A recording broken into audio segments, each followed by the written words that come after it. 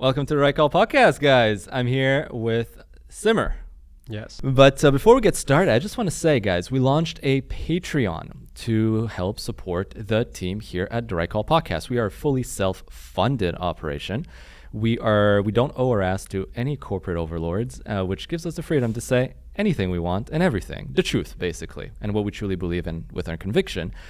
However, that costs money. You wouldn't believe how expensive it is to run this show. So as such, if you can subscribe, it's $8 a month, and it goes a very long way to help us continue this show, to be entertaining, but also to keep, hopefully, Canadians and the rest of the world accountable, because there's a lot of fuckery afoot, eh? Absolutely. Yeah.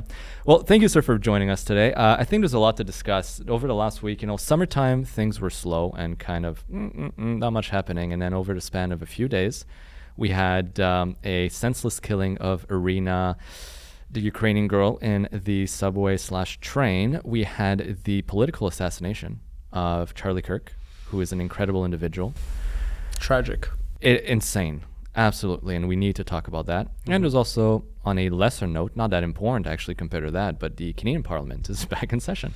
Yeah, Pierre Poilievre is back in, and we'll see how he does against Mark Carney. Absolutely. It was good to see him, by the way. I saw a couple of his clips. It was good to see the guy back in, rolling. So, yeah, all right. So I guess, man, let's jump into it, right into it. The Charlie Kirk assassination. Dude, where to begin? Earth-shattering.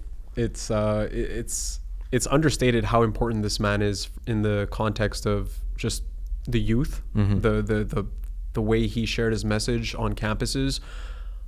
It's heartbreaking to see someone with so much to share with the world in terms of his vision. It's not a common vision. It's a vision that I feel like we've abandoned in the last 20 or 30 years, but it's this civil respect and respectful conduct. And all he ever did was sit down at campuses and debate other students, people that are developing their ideas. And that's what he spent years of his life doing, to a point where he really grew a platform and he grew a huge following. And to see a man like that, the influence he had on youth, like the potential, the valuable lessons he could have shared with those people, and the amount of inspiration he could have, the amount of people he could have inspired, essentially. We lost a great person. Well, I mean, that's ultimately, and let's call a spade here, okay? He got shot, he got killed for his views. Absolutely. For words. Yeah. Right? Yeah. That's the point we're at right now in the political cycle and this whole entire world, is that if you share wrong think, you will get shot. You mentioned universities, and I think this is very important. The initial root idea of a university was a place where ideas could converge, where ideas could be challenged, debated, brought forth, and exchanged. This was a place to seek truth. And the only way you can seek truth is by debating ideas. That's where a lot of great thinkers brought forth things that at the time were considered far-fetched. Heck, even anti-establishment. And they were debated on the merit of the idea. And what Charlie was doing, I think, was truly following the essence of what a university should be, engaging with the students there. Maybe we can give a little bit, I don't want to say eulogy, because I could never eulogize this man, but he started at 18. That is wild. Imagine 18 years old starting this. I think it was in 2012 that he started Turning Point USA, which is incredible, right? And he died at 31, 32. 31. That's exactly. That's oof. I'm 32 myself. It's just relating to that, just the fact that and there was this leftist outrage. You watch all these videos of these leftists celebrating his death. Yeah. And it's just a lack of, I think they have a lack of perspective. They don't understand Charlie Kirk for who he actually was. They just, hear a few sound bites. Oh, far right activist gets shot. And they're like, yeah, right. It's just framed in such a negative way that they never actually learn who the person is and what his purpose was. And they're celebrating his death. And for me, knowing what he did and how people are celebrating his death as like a 31-year-old guy, just a young father, how he left his family, and you're celebrating, it's like, eeh. But that's what's fucked up, right? Look, listen, I think we can all agree, and we support free speech. I would die defending free speech, right? So I think it's okay for people to have the right to say what they want to say. However, ultimately, you can disagree with someone's point of view, but he never advocated for violence. He never did anything violent himself. All he did was use his words. And even if you fundamentally disagree with every single thing he says, all he did was speak his words, and it killed him for that. And I think it speaks volume at the point we're at right now is that we're dehumanizing one side to try to justify the killing and the violence. And this is what we're seeing in the media right now, is that, and I know we have a shit ton of sound bites and a shit ton of clips, and we're going to go through them. There's just so much to cover. But ultimately, I feel like this is the boiling point, or the turning point, no pun intended here, where you have years, if not almost a decade, of mainstream media fanning the flames of violence by calling individuals over and over and over again Nazis and fascists and dangers to democracy. What you do is that you slowly but surely indoctrinate susceptible youth and individuals with the thought that they are righteously protecting what is good in this world by attacking these Nazis, supposed Nazis. And we've seen it with slogans like punch a Nazi in the face. That's the stage we're at. And let me be clear, there is no time or no place in this world for violence when it comes to political discourse. You use your words, you debate ideas, but you don't ever turn to violence. It's not a way to operate in a civil society. We can't have a functioning society with people choosing to take violent acts against people who just disagree fundamentally with them. You can live in different jurisdictions and just live away from the people that you fundamentally disagree with. We don't have to get to violence. We don't have to escalate these things. And when that fundamental discourse, that principle of a free society, when that diminishes, you don't really have a society left anymore. You can't trust your business. You can't trust growing a company. You can't trust working. You can't trust your job. You can't trust the environment around you. So I think it's interesting, and I've seen some videos about this. I think it's I hesitate a little bit to compare this left versus right, but I think there's a point that needs to be made in hopes that it awakens some people. The contrast between one side when something horrible and tragic happens, and the contrast between the other side. So we've all seen over the last few years when some individuals were supposedly wrongfully killed. And again, I do not support or condone any killing. We can think of George Floyd, for example, his death at the hand of a police officer, whether that was an accident, whether it was purposely done. I'm not here to speculate on this, okay? There was a court of law for this. However, what we've seen is cities being pillaged, rioted, buildings being inflamed, cars being burned, people getting killed in those riots.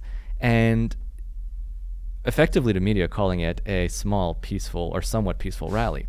Meanwhile, we have the death of Charlie Kirk, and there's been plenty of vigils around the US and in Canada and in the world, and there's been plenty of people gathering together to honor his memory, and there hasn't been a single act of violence. Actually, if anything, it's been the other side. There's been some leftists that have decided to attend these vigils and destroy the signs, destroy or step on flowers and candles. It's been really fucked up.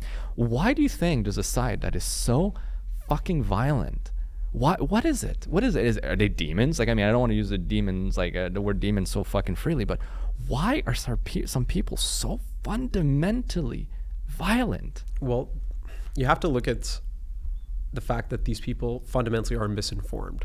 People who think that Charlie Kirk was this far-right Nazi, psycho, whatever, far-right gun views, that have this worldview are fundamentally misinformed. They don't know the actual information that surrounds Charlie Kirk and what his actual views are. If you actually watch his videos and think he's a far-right Nazi, I would say go get yourself checked into a mental asylum, to be honest. Because ultimately, that's what it goes down to, right? It boils down to this. There's a group of people that lose their shit to the point of wanting to kill you. I mean, there's videos upon videos of people calling for the death of more conservative voices, or just the fact that you're rejoicing. I mean, look, there's this database that has been posted online, and I'm actually for it. I believe in free speech, but as the left has always said, free speech is not free from consequences. Well, there's someone that started a database called effectively the Charlie Kirk's murderers database, and it categorizes, right now I think there's over 51,000 entries, people that have posted or celebrated or spoken in positivity at the death of Charlie so that they can be searched. A bunch of clips of that today. Yeah? Well, you know what? Let's get rolling. Let's get some of those clips in, you know? Absolutely. Okay, so actually, this is good. You got the response here to Charlie Kirk, You know, right? I'm so glad you mentioned the George Floyd incident. I watched this video. It popped up on my feed, and it contrasts what you were talking about totally. And to answer, let's take a look, actually.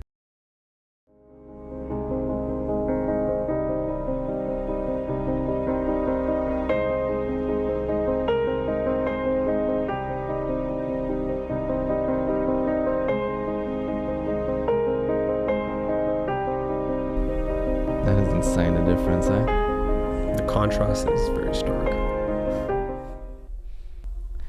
So to answer your question, you asked the question, why is one side so violent? Well, when you're fundamentally misinformed and your opinions are based off of emotion, you react emotionally. Mm-hmm. You are not aware of the facts. And I think the left these days, I think people in general are very acclimated to this beautiful society we've built. Canada, the United States traditionally have been pretty peaceful places to live, great place to trade, and people get lazy when they're comfortable, so people don't follow politics to the depth that is required to make informed decisions. Mm-hmm. and the news, obviously the propaganda machine, is just going to shove narratives in your face, and if you are completely unaware of the situation, these narratives just bombard you and are very aggressive. For example, far right activist, I saw a headline that just said far right activist dies, and I'm like, that is not the way to correctly categorize this person. You're not fundamentally doing society any favors by framing him in that way. At least talk about what he stood for, what he did, his actions every day. Charlie Kirk, let's be clear, Charlie Kirk was not a political leader. No. He does not run a country. Mm-mm. He did not drive a country into debt, into poverty that created genuine hatred for someone failing a country so deeply. It's not he was shot for his opinions. He was shot because people could not tolerate what he had to say, even though they were very rational viewpoints. Yeah. And so you have to ask yourself, the side is violent. They are glorifying his death because they are fundamentally misinformed. Yeah. We're getting to a point now, I feel like, in a political cycle, and where fundamentally two people, like, we have two sides that are living in two fundamentally different realities. It's because I've spoken to a lot of them, and I like to go behind the trenches. Sometimes I'll go on Threads and I'll post over there instead of X, for example. And on Threads, it's leftist central, right? And I posted something along the lines, and I really do believe that. I said, Charlie Kirk, by all accounts, was a moderate.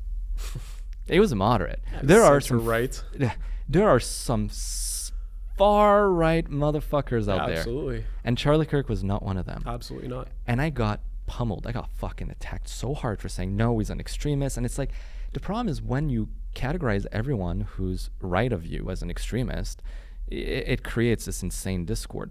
And I use this example. To be quite frank, Charlie Kirk espouses the views that the average American man had in the 1980s. That's Charlie Kirk's political thesis right there. He's a Christian conservative. That's what he is. Conservative. He believes in a man and a woman, a marriage. And there's videos of him saying, I am not against the LGBTQ. I love everyone because we're all a creation of God. And as such, I cannot have hate for any human in this world. The sanctity of marriage, let's say it's between a man and a woman. I believe in that. But I don't hate people that, and no matter what you do in your private life. And he actually he actually scolded someone who was asking questions trying to undermine gay individuals, making them seem like less than worthy. And he said, no, there's no place for hate like that. He's a man who believes in small government, fiscal responsibility. He's, again, believes in two genders. All these views, like, this is how far it's gone to the left. And Elon Musk posted a incredible graph, and I'm going to pull it up. Because this was so good to see. Year 2008, right? Like, you're even me, I remember in 2008, I was like a little left of center. I remember watching Jack Layton, the NDP leader at the time, and I was too young to vote. I was like 16 or 17, but I was like, I like this man. I would vote for him if I could. You know what I mean? So I was the same. I was clearly left of center. And then after that, 2012, all of a sudden the left they start making a run for it, very far to the left. So at this point, you're almost center. By 2021, you're clearly right of center.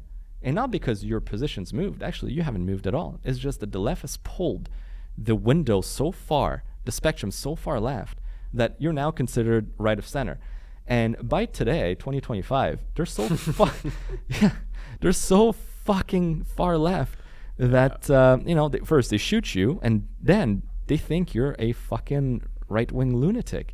That's what shocks me the most. It's the fact that they're glorifying violence. This is supposed to be the party of tolerance and respect, and the Liberal Party is the party of civil discourse. And that's what's fucked up, right? The Liberals were always supposed to be the civil discourse party, and it's turned into a we will shoot you if we don't agree with you anymore. And we will celebrate it. We will celebrate And the people that celebrate it are the real fascists. Let's be clear. Yes. When you celebrate the death of somebody for sharing his voice, you are a fascist, because that's what fascists do, right? Fascists kill people, and they silence people. That is what communists and fascists have in common, is that they don't allow civil discourse. So when you effectively glorify the death of a man because he said something you didn't like, you are a fascist. I'm sorry to say. Yeah, and this is exactly what blows my mind the most when I see their speech. They say, no, Kirk was a fascist. I've been called a fascist 100 million times, by the way. And it's like, dude, I'm just out here trying to talk to you people. How the fuck is that fascism? Again, I don't think, you know what they used to call those back in the Soviet Union, right? During the Soviet Revolution, the Communist Revolution over there? They're the useful idiots.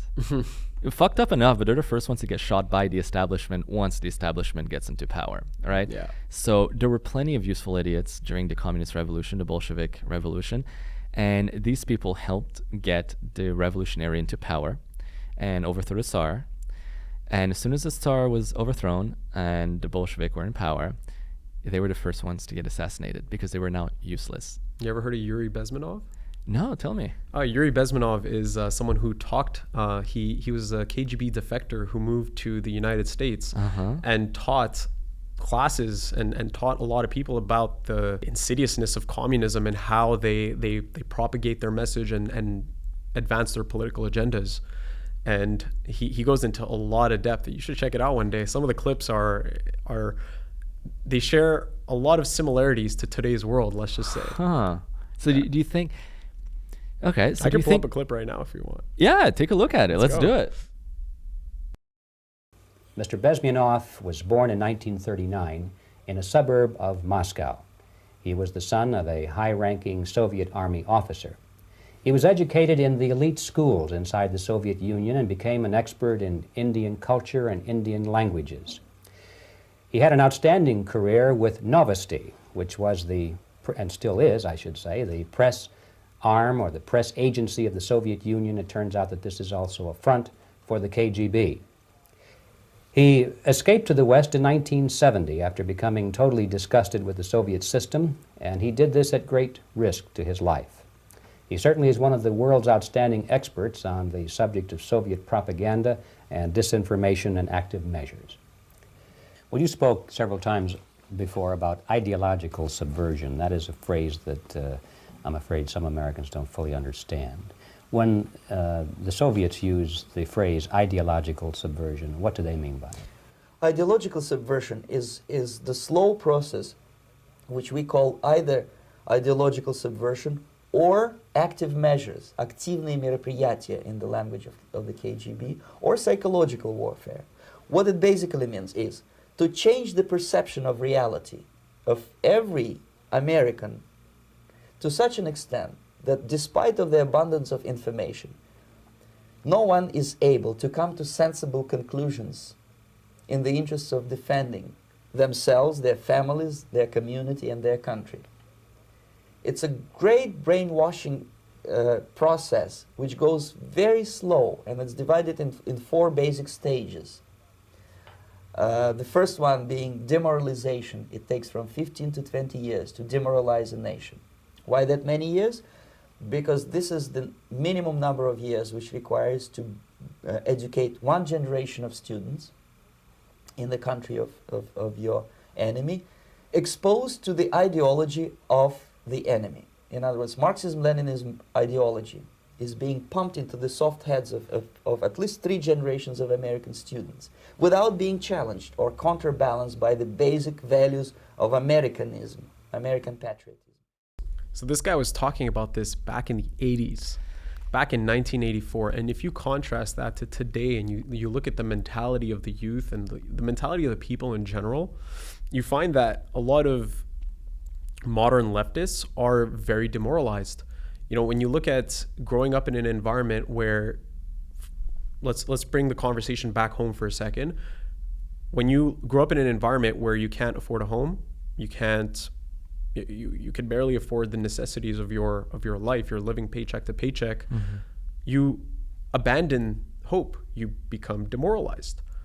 When you become demoralized, you start to go against the status quo. And that's fundamentally what he's talking about in this clip. Well, Charlie Kirk said that as well. He said political extremism cannot survive in a world where people's basic needs and their, call it purpose, or when their life is purposeful, right? If people have a family, have a God, have a purpose in life, and you know they have a house, they have a car, they have the basic essentials, they will never be radicalized.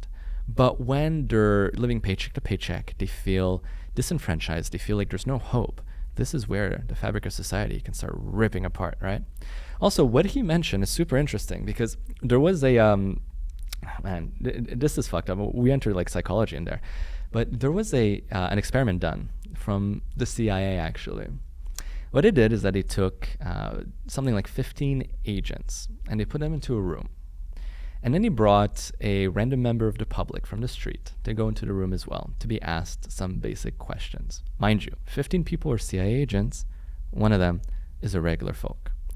And they lined them up, not against the wall to shoot them, but they lined them up and they showed them on a screen a shape and asked the agent, what shape is this? So agent number 1 goes, and again, the member of the public thinks that this is just another person from off the street, has no idea this is this undercover guy. So the shape is a triangle, clearly a fucking triangle, but the agent says it's a square. And then they go to person number 2, and the person says it's a square. And then they go to person number 3, and the third person says it's a square. So on and so forth. And the actual member of the public, the actual test subject in this experiment, goes last. And by the time they get to them, 16th person, they've heard 15 times over that no matter what they see with their eyes, and they know with their better judgment that it is indeed a triangle, most of the time, like 9 times out of 10, the person will say, it's a square. They yield to the new reality that has been painted in front of them. Because ultimately humans are social creatures, and that little bit of hardwiring can be hijacked. We hardly ever like to go against the mainstream voice. And this is why, for example, repeating a lie over and over and over again is so successful in changing the public narrative, because we look up to authority, and we can think about this. A lot of boomers, they look to the mainstream media and they just take for granted whatever is being fed to them. There's very little critical thinking because we, again, as humans, and this is a psychological quirk of humanity, we're tribal animals. And as such, we are hierarchical animals. And in a hierarchy, we always have a leader or people of power. And we are designed to follow their lead and to not question them, or at least to believe that what they say must come from a place of knowledge. I mean, throughout history, it didn't matter which tribe or which civilization, elders were always respected because they carried with them wisdom and experience. So we're designed to look up to older, wiser people and think they must know best. People of power got there because they must know something we don't. So with that being said, that can be hijacked by unwilling or unwitting or sneaky governments or agencies to hack the human psyche and to imprint in them a new reality. Just get talking heads to keep repeating something and get enough people. Once you reach a critical mass of people that say, well, this is clearly a square and not a triangle, your own eyes start deceiving you. Yeah. And you could see the results with some of the reactions we got from some of these, some of the people who are celebrating the death of Charlie Kirk. You want to take a look at some of the clips? Absolutely. Let's dive into the clips here because, again, for me, it's important to highlight this. It is despicable to think. And you know what? Okay, I'll say this right now. The death of Charlie Kirk is tragic, but sadly, death happens left and right. And I don't want to say I'm desensitized to it, but it doesn't affect me that much.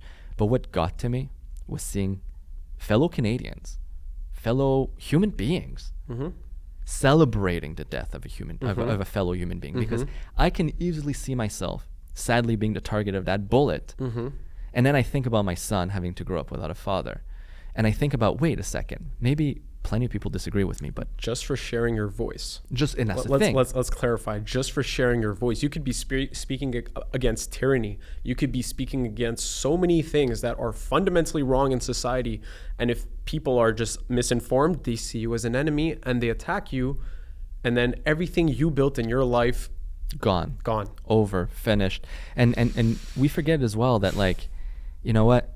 Charlie again had two young kids, had a wife. Has parents, has friends. Aside from his political beliefs, which truly have never hurt nobody, his words did not hurt anyone. And if you were hurt by his words, that's on you. I'll tell you right now. Grow a thicker skin. Grow a pair. How's this? You're probably, if you're a dude, grow a pair. And if you're a girl, well, you know what? Yeah, grow a pair nonetheless. Yeah, you're probably a fucking tranny anyways. So anyways, let's watch these. Let's watch these videos. This is horrifying, okay? Oh man, did you guys see that activist in America, Charlie Kirk? He got shot. Did you see that? That guy loves gun violence and he got shot.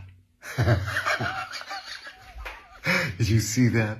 Oh man, Charlie Kirk. You know, to the Charlie Kirk family. Did you see all that blood that came out of his body? It was like, whoa. A despicable, evil human being. Actually, that's you know, when I think of a demon, I think of that. There's joy in his eyes. Yeah, genuine joy. That laughter is devilish. This is the behavior of a demoralized person with no purpose or hope. Yeah. And that's how these people behave. When you have no vision, you have no goals, you don't value the goals of others, you don't value the purpose of others, and you become this person. Let's take a look. And this is like, this is just the tip of the iceberg, boy. This is just the tip of the iceberg. This is a Canadian social worker. I think she got fired for this, but. Charlie Kirk got shot and he's dead. Finally, somebody with a gun, which is almost everybody in the fucking States, grew a pair and fucking went and shot somebody on the right side. Thank you. Can we keep this up, please? This psychopath. Can we keep this up, please? She wants more people to die. Dude, you think she's the only one saying this? This gets even worse. This is just the tip of the iceberg, man. Look at this. I'm surprised that y'all didn't get rid of him sooner. And I'm surprised that you guys aren't getting rid of more people. Get rid of them all. If you were gonna get the job done, there were two better candidates. He's dead, y'all. Thank God. One down, couple more to go. He's dead. This is leftists actively calling for the assassination of public figures. This is what that is. That's what we just witnessed. And this is political violence. This is inciting political violence. It's crossing the line of illegal in my view. That is absolutely illegal. that is, you know, there's, and I'm always careful with this because I really truly do believe to the core free speech. But when you're inciting death, not even violence, you know what, like I would even allow people to incite violence with their words, because if you're an idiot and you let someone incite you to violence through your words, you're an idiot. You're one of them, you know, clearly. But to call for the death of anyone, that's a death threat. Now that's over the line. And furthermore, you know, these people probably want to be protected. They want to have the right to free speech protected, the same way that Charlie Kirk should have had his right to free speach protected. Isn't that ironic? Rules for thee, but not for me. Rules for thee, but not for me. Well, that's the left most of the time, isn't it? Yeah, man. This it breaks my heart. So you know what? And because we could talk about this for hours, and there's a lot more things to talk about, but in honor of Charlie Kirk, let's take a moment, just a moment of silence for him, because I think he was a good man.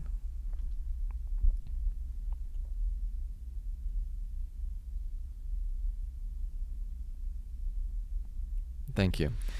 We've managed to do more than what Democrats and liberal politicians refuse to do, by the way.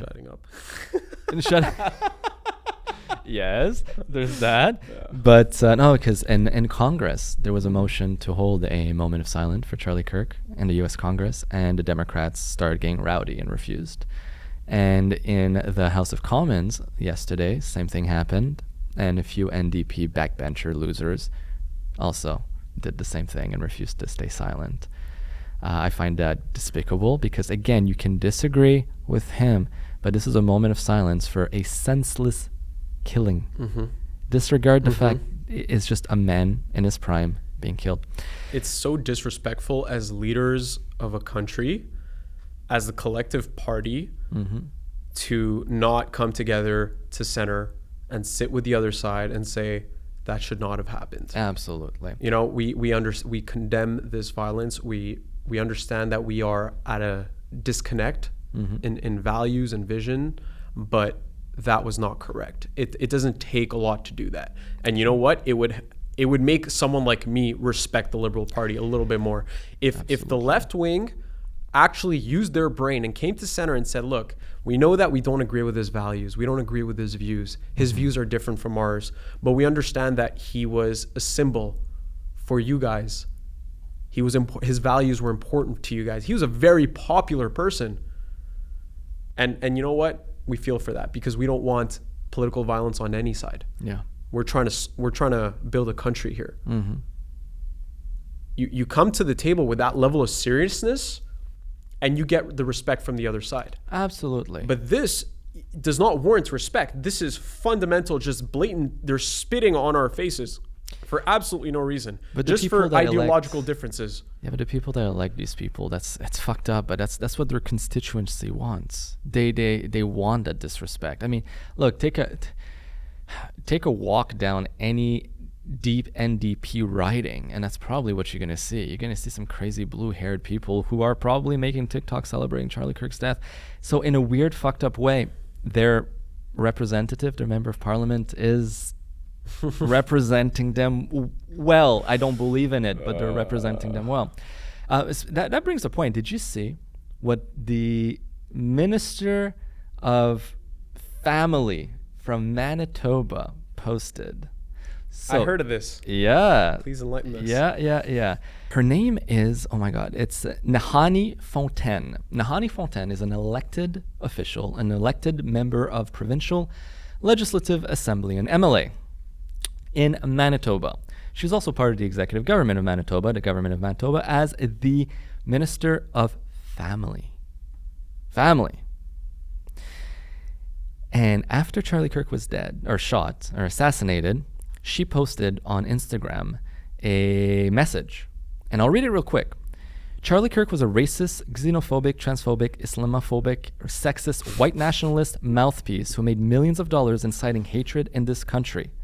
Whether it was his genocide denial, his transphobic tirades, his pushing for mass deportation, etc., etc., etc., may all our children grow up to live in a country that values their lives enough to take gun violence seriously and reject any person who would try to justify senseless related gun death, especially the death of children. I mean, holy fuck. Translation, I'm a misinformed idiot who doesn't understand anything, and I'm just going to throw out a bunch of liberal common tags to assert that I'm right.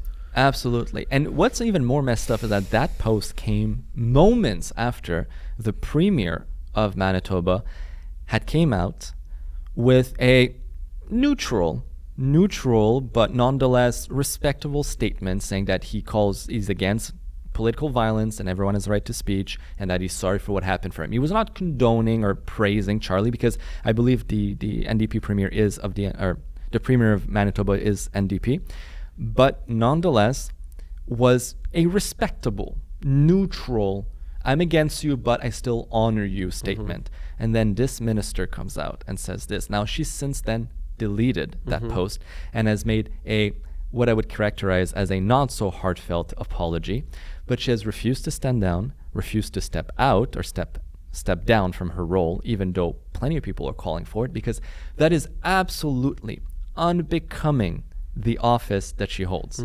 Period. No elected official should mock and attack a man after his death like that. And to contrast that, I've seen Donald Trump, when the announcement, and I have to remember who, but it was a lady that he despised tremendously. And he was coming off of Air Force One or Marine One, and there was a press pool right there. And as he walked up to them, she said, "How do you feel about the death of so-and-so?" And again, this was like a rival of his. And he's like, "Whoa, I'm just hearing about it right now. Shit, like, wow, she was a tremendous woman. She lived an amazing life. I'm devastated to hear this. I'm so sorry for this. You know, may she rest in peace." Like, again, this was someone he personally hated in life. But in death, we all rally behind each other. We're all humans. And it leaves behind people that are hurt. Anyways, when I saw this, it was despicable, disgusting. And this leads me maybe to the opening of Parliament. You know, this is a weird kind of a transition, but we have to. So Bringing it back home. We have to bring it back home. Well, congratulations. Parliament is back in session after what seemed to be a never-ending recess. Can you believe it? We have politicians working. From proroguing Parliament to the disaster of an election cycle to everything that's happened ever since. I know. What do you hope to see this year in this parliamentary session? What do you think is going to happen? Do you think certain laws are going to be tabled? Do you think there's going to be? Well, Mark Carney's going to have a lot of pressure on him. Let's just start there. Pierre Poilievre is not someone to be trifled with in the House of Commons. You can see he doesn't really get a lot like Charlie Kirk. Actually, you can't really shut up Pierre Poilievre because his points end up being correct. And a lot of the times he talks, he's usually correct in his assertions.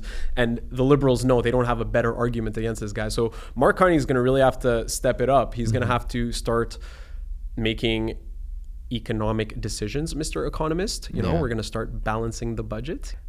Canadians forget that, you know, when a government runs a deficit, it's like the operation has lost money. Yep.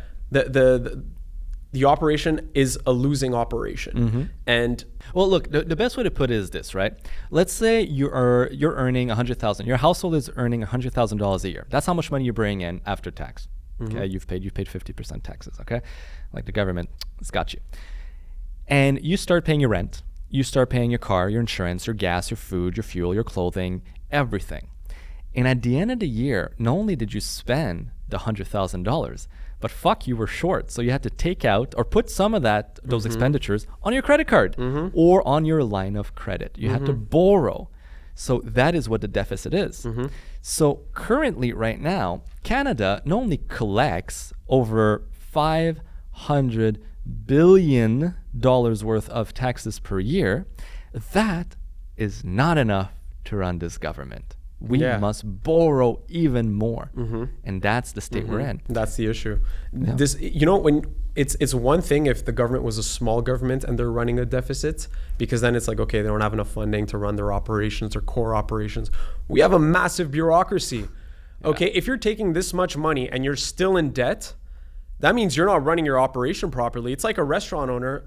Back to that restaurant example we were making earlier.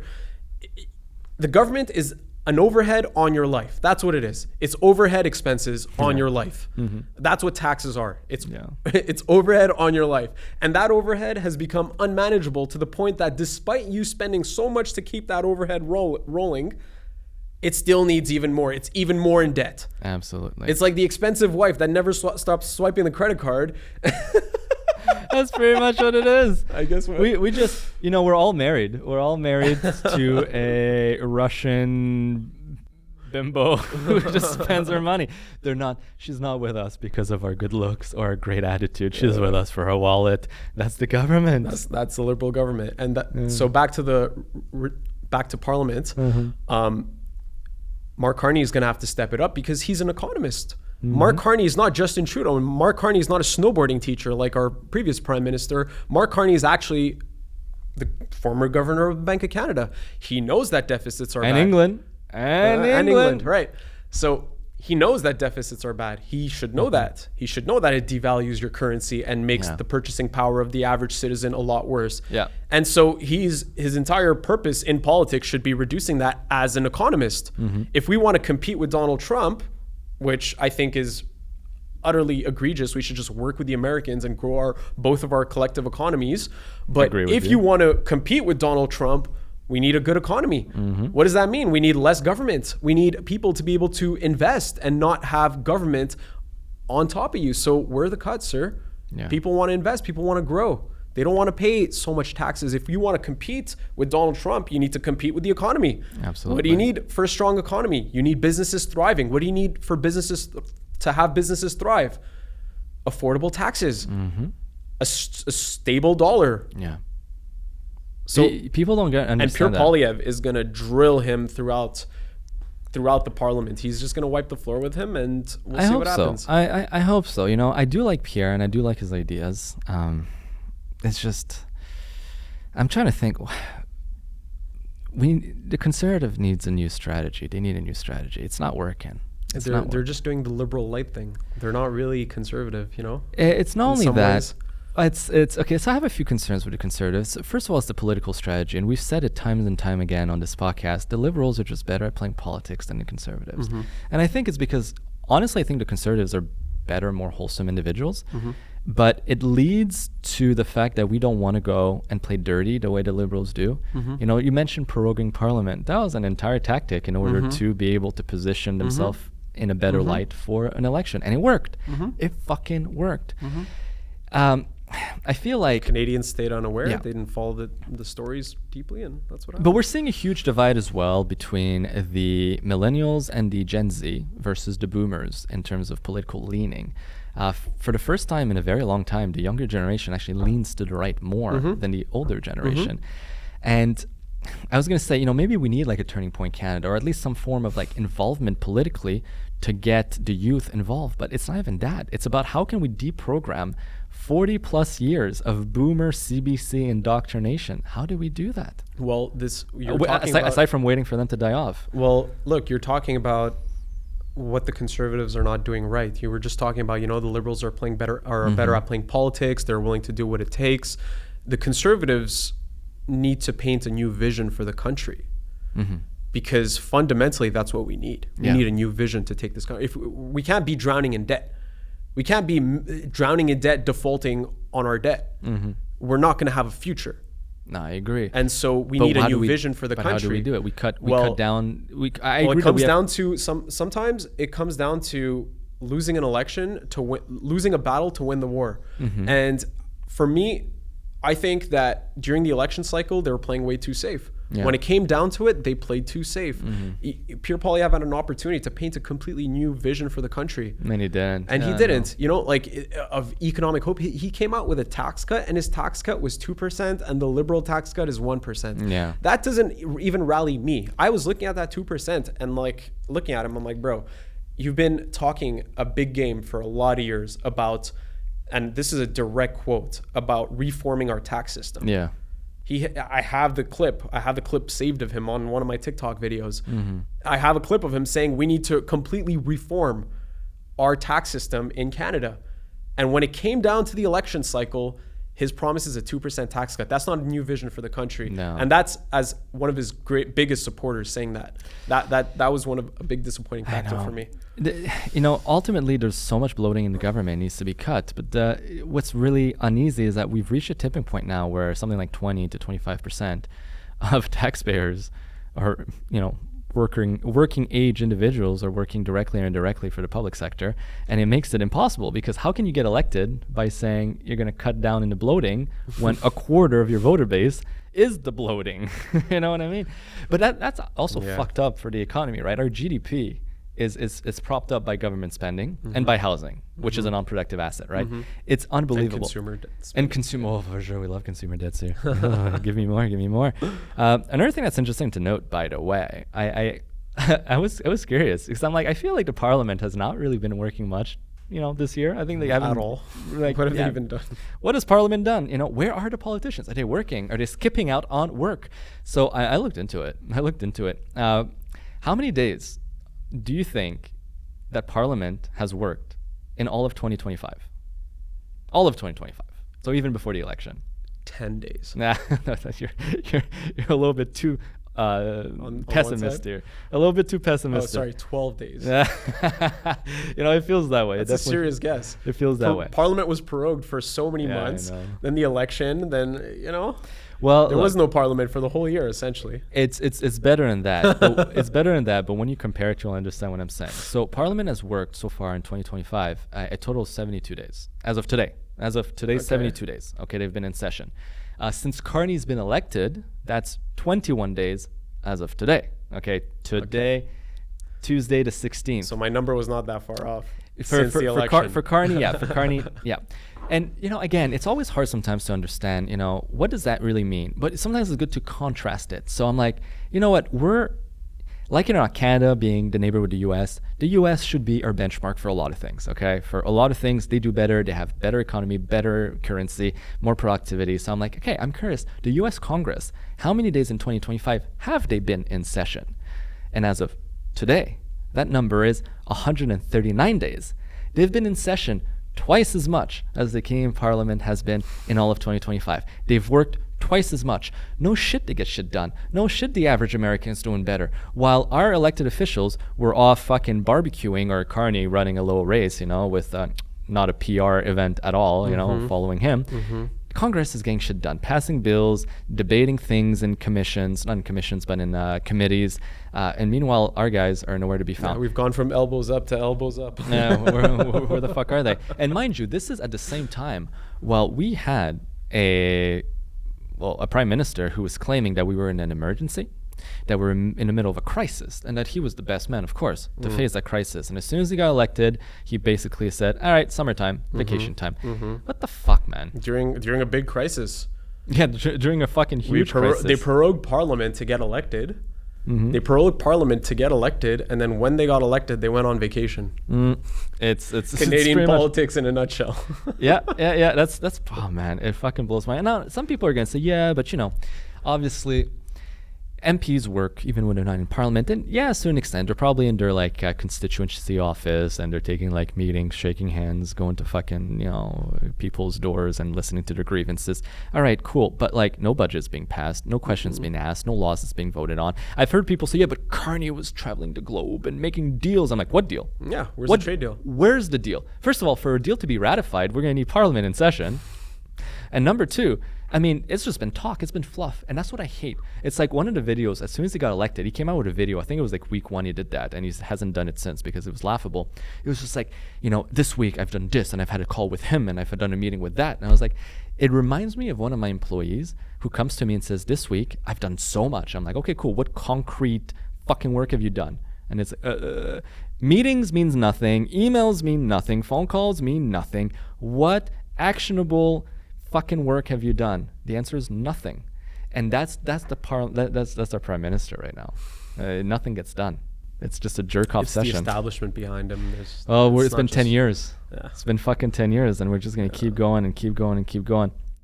You know, there's just something I think we also need to touch on right now, and it's the polarization in politics, okay? Mostly due to I think the mainstream media right now is in a death spiral of credibility. And that's to put it lightly. It's been 10 years. It's been 10 years, yeah. Well, I will say this. I have no shame in saying this. I think there's a special place in hell for the mainstream media because they are spreading known lies. Known lies. And let's take something very dear and near to Canadians, our precious CBC, the Canadian Broadcasting Corporation, that receives so much beautiful taxpayer money.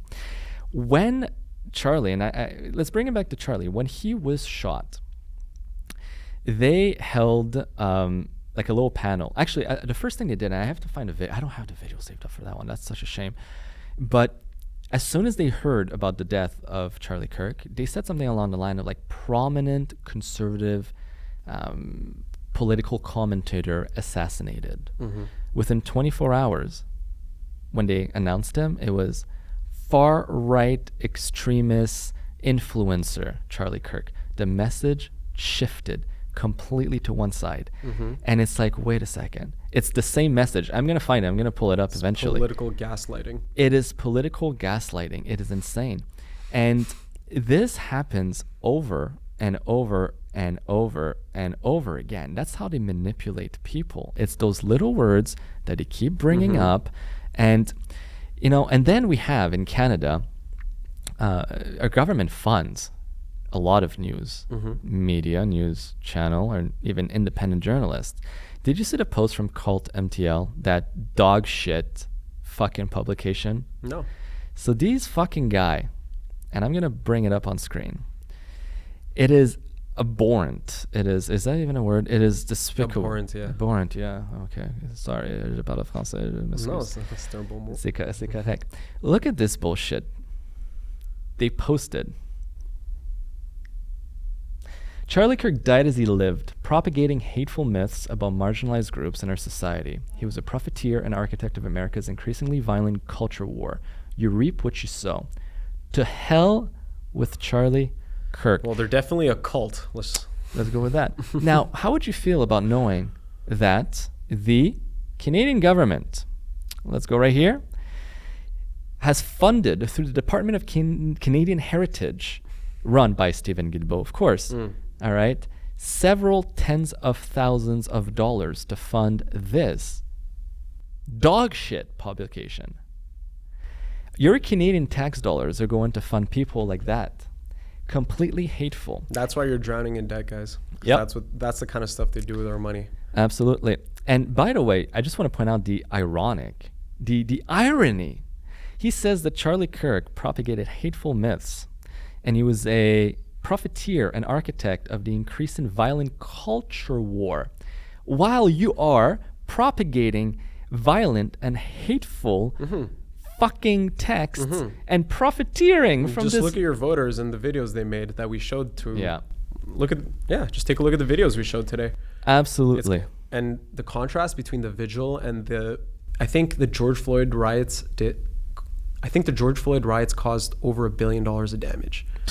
$1 billion of damage. And we have not had a single Charlie Kirk violent riot. That is for insane. The political assassination of a prominent conservative figure. Where are the far right? Yeah, where are the far right fascists with their guns?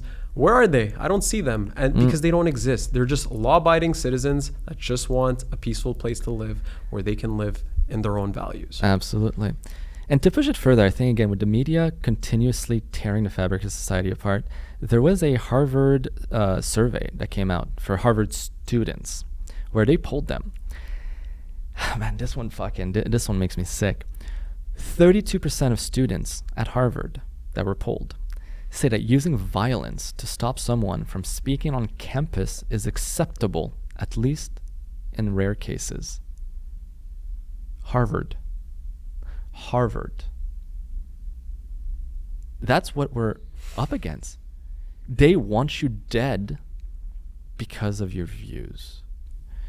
You do not get to live because you don't think like them. So let me ask you this.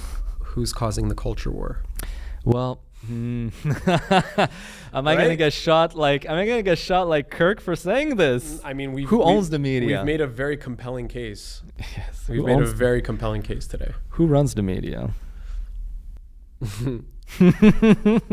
I think he got shot for saying this. I think he got shot for saying this, for asking the wrong question. This is what the media does. This is a great example of Gen Zs and millennials, liberals mostly, are the most likely to sever ties with friends and family over political differences. This is what real cancel culture looks like. So if you look over here, it compares different generations and different political leaning with the likelihood of, or basically with the answer to the question, I would end a friendship because my friends expressed a political view that I find inappropriate. So Gen Z, top notch when it comes to liberals. 45% of Gen Z liberals say that they would sever ties or end a friendship if someone expressed a political view that they find inappropriate. For millennials, it drops to 39%, Gen X 23%, and boomers 24%. Interestingly enough, it goes up. I would have thought that over time it would have actually gone down. Now, I'm going to say that conservatives are at 24% for Gen Z, which is half the amount of liberals, but I still think that is too high, and that is not okay. Nowhere ever should you cut people out of your life that are your friends or your family because they don't share the same views as you. You can all agree. We're humans. We need to have each other. I find that still disgusting. But how fucked up? You're effectively saying that, and the problem is that it continuously creates an echo chamber where you're operating not only with the mainstream media bombarding you with a specific narrative, but on top of that, the people that normally would challenge that narrative or maybe help you see past the narrative now are being excluded from your life. And as such, you are absolutely operating in a bubble. In an echo chamber, like you said. In an echo chamber. We're all human, and no matter our background, and this is coming from a conservative, we're racist. I'm being sarcastic, we're not. No matter your background, no matter who you are, no matter what your political leanings are, we need each other. We need to learn to work with one another. And we are more alike than we might think. And ultimately, I think love needs to prevail, and we need to be patient and kind with one another. And it's okay to have discourse. It's okay to have debate. Let's use our words, not bullets or knives in the UK, or spoons if you're fat. We didn't even talk about what happened in the UK. Ah, fuck, I know. Jeez, there's so much. Again, we'll save that for another episode, all right? Simar. Always a pleasure. Thank you for being here. And by the way, so everyone knows, Simar is now the new co-host for the time being. So you will see a lot more of his face on the show. He's an incredible guy, and help him walk through the pace. Being live is something. It's something. He's made some incredible videos over the past on TikTok, mostly garnered quite the attention. But being live in front of cameras with fucking lights and everything, it's a whole other ball game. It takes time, but you'll see in no time you're gonna be fucking rocking and rolling. You're gonna. So love it again. Thank you so much for being here. Appreciate you.